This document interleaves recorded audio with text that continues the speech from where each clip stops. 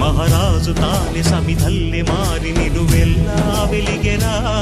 భోగాన్ని విడిచి త్యాగాన్ని వలచి తాపసిగా నిలిచెరా.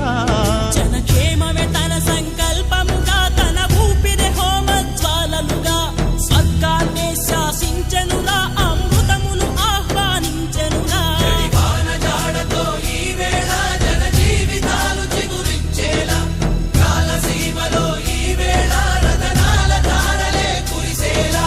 కల్లు కల్లు మని సిరిమూవల్లే చినుకే చేరగా, జల్లు జల్లు మని పులకింతల్లు పుడమే పాడగా, హరివిల్లు ఎత్తి కరిమబ్బు వాన బాణాలే వేయని, నిలువెల్ల మంచు వడగళ్ళు తాకి కడగ